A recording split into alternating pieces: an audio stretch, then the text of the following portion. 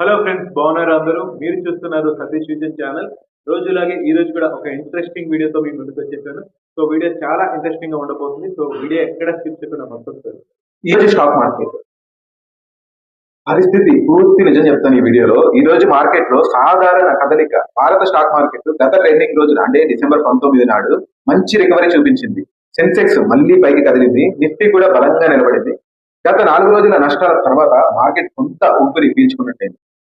Market పూర్తిగా పడిపోతున్న దశలో లేదు. అలాగే ఆటో, ఔషధ, చమురు, వాయు రంగాల్లో కొంత బలం కనిపించింది.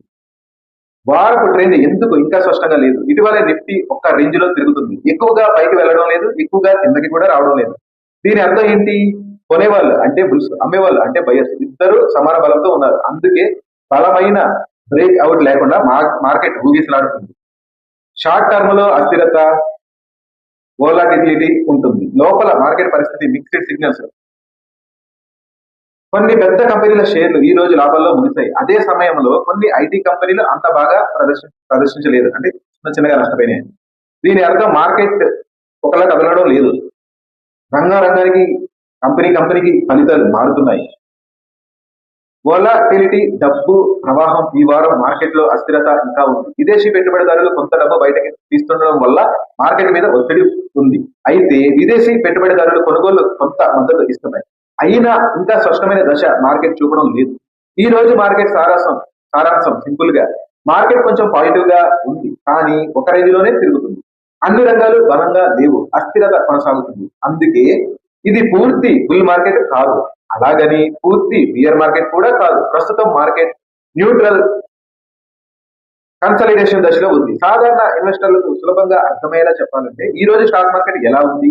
సూచీలు పైకి ఉన్నాయి, కానీ వేగంగా పైకి దూసుకు పోతున్నట్టు లేదు. కొద్ది షేర్లు బాగున్నాయి. మొత్తం మార్కెట్ లో పెద్ద ర్యాలీ లేదు. విదేశీ పరిణామాలు, విదేశీ పెట్టుబడిదారుల నిర్ణయాలు ఇంకా మార్కెట్ ను ప్రభావితం చేస్తున్నాయి.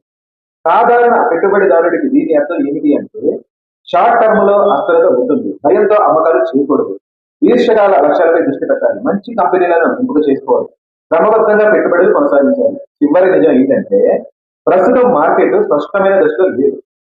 పైకి వెళ్లే ప్రయత్నం ఉంది, కానీ బలమైన బ్రేక్అవుట్ ఇంకా రాలేదు. కాబట్టి తొందరపడి అమ్మకాలు చేయకూడదు, క్రమశిక్షణతో పెట్టుబడులు పెట్టాలి. దీర్ఘకాల పెట్టుబడిదారులకు ఇది అవకాశంగా మారవచ్చు.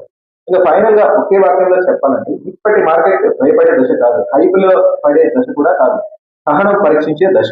సో వీలైనంత వరకు సహనంతో, ఓపికతో ఉండండి. అడ్డాయని భయపడద్దు, పెరగట్లేదని టెన్షన్ పడద్దు. మీరు మంచి కంపెనీలో పెడితే మీ స్టాక్ ఎప్పటికీ సేపే, మీరు ఇన్వెస్ట్మెంట్ మనీ ఎక్కడా పోదు.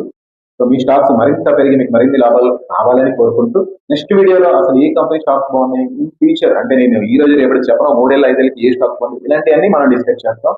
సో మరిన్ని మంచి వీడియోల కోసం చూస్తున్నానండి Satish vision channel. Thanks for watching.